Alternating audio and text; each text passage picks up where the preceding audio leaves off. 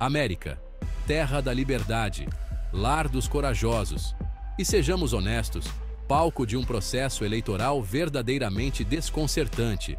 Estamos falando de um sistema tão complexo que faria um produtor de reality show corar. Apertem os cintos, pessoal, porque vamos mergulhar de cabeça no mundo selvagem das eleições americanas. Como pode um país que se orgulha de sua democracia ter um sistema onde a pessoa que recebe mais votos não vence automaticamente a presidência? Continue assistindo. É de deixar qualquer um de cabelo em pé. Mas não temam, caros espectadores, pois estamos aqui para guiá-los por esse sistema labiríntico. No final dessa aventura, vocês terão uma nova apreciação pelo caos glorioso que é a democracia americana. Vamos falar sobre o colégio eleitoral, certo? Essa entidade mágica e misteriosa que coroa presidentes. Em poucas palavras, o colégio eleitoral é um grupo de 538 pessoas que realmente elegem o presidente e o vice-presidente. Cada estado recebe um certo número de eleitores com base em sua população. Pense nisso como um programa de auditório com pesos diferentes. A Califórnia tem 55 votos eleitorais, enquanto o Wyoming tem apenas 3. Para vencer a presidência, um candidato precisa de pelo menos 270 votos eleitorais, a maioria simples. Na maioria dos estados, é um sistema de o vencedor leva tudo.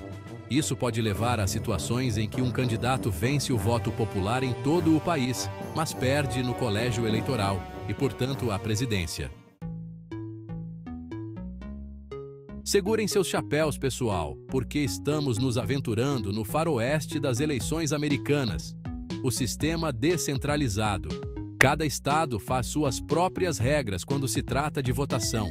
Alguns estados oferecem votação antecipada, enquanto outros fazem você esperar até o dia da eleição.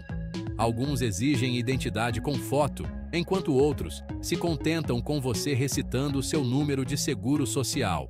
É um verdadeiro banquete de regulamentações eleitorais. Os críticos argumentam que isso cria confusão e aumenta o potencial de supressão de eleitores.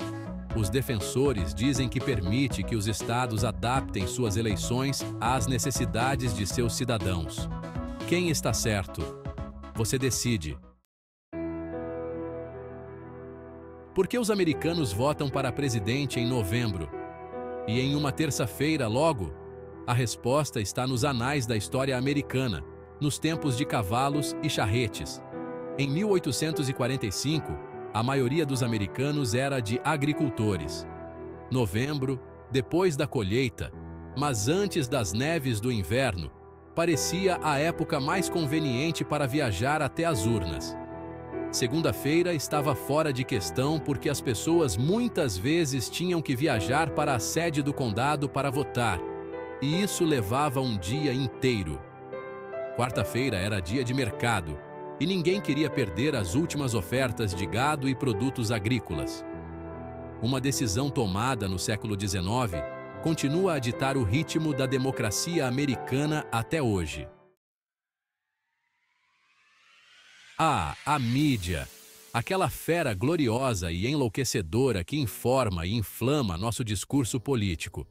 Em um ano eleitoral, a mídia entra em overdrive, produzindo um fluxo implacável de pesquisas, análises e previsões. Mas o problema das previsões da mídia é que elas nem sempre são precisas. Lembram-se de quando todos pensavam que Hillary Clinton era a aposta certa para presidente em 2016? Pois é, sobre isso. Prever eleições é uma tarefa notoriamente complicada, mesmo com algoritmos sofisticados e análise de dados.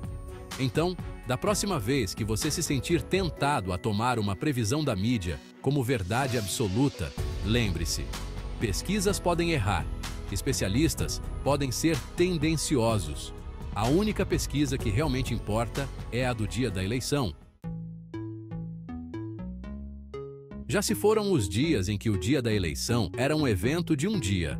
No século XXI, os americanos gostam de suas opções de voto abundantes e convenientes. Apresentamos a votação antecipada e os votos por correio. duas tendências que estão mudando a cara das eleições americanas. A votação antecipada permite que as pessoas votem pessoalmente nos dias ou semanas anteriores ao dia da eleição. É uma mão na roda para quem não pode tirar folga do trabalho ou tem outros compromissos. O voto por correio permite que as pessoas votem no conforto de suas casas.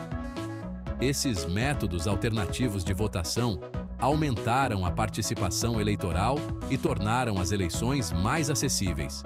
Mas eles também se tornaram uma batata quente política, com alguns argumentando que aumentam o potencial de fraude.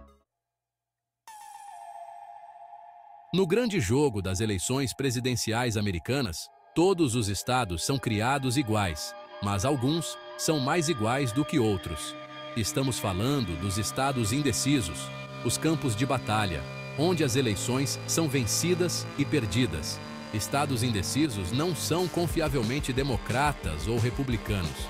Eles são o equivalente político de uma bola ao ar, à disposição de qualquer um dos partidos. Pense em lugares como Ohio, Flórida, Pensilvânia, Michigan e Wisconsin. Os candidatos gastam uma quantidade desproporcional de tempo e dinheiro cortejando eleitores nessas áreas. Eles inundam as ondas do rádio e da televisão com anúncios, realizam comícios e geralmente se tornam um incômodo.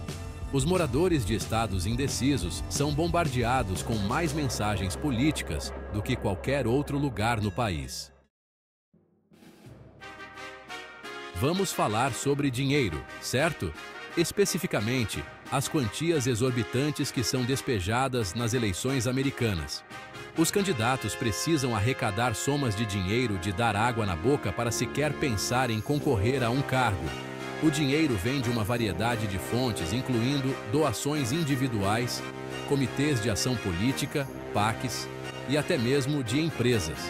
Os críticos argumentam que isso dá aos indivíduos ricos e a grupos de interesse especial muita influência sobre o processo político.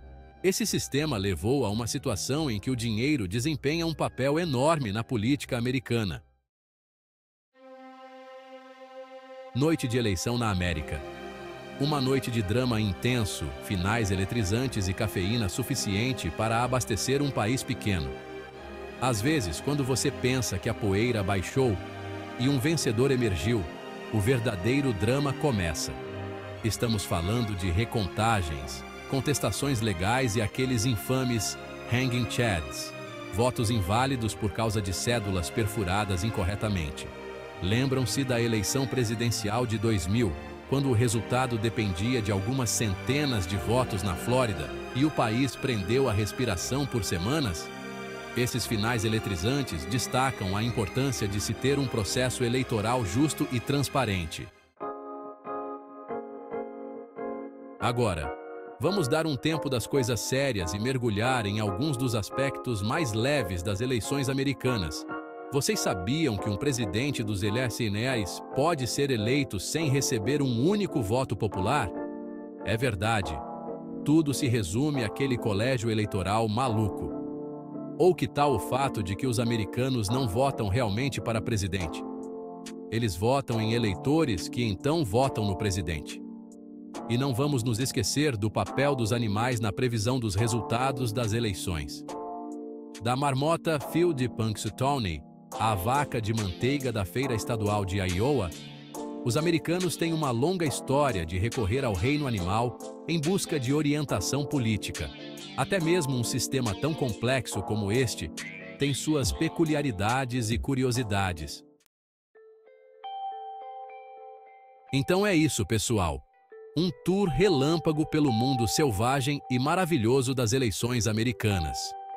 Exploramos as complexidades do colégio eleitoral, a natureza descentralizada do sistema, a influência da mídia e as formas sempre em evolução pelas quais os americanos votam. Mas a conversa não termina aqui.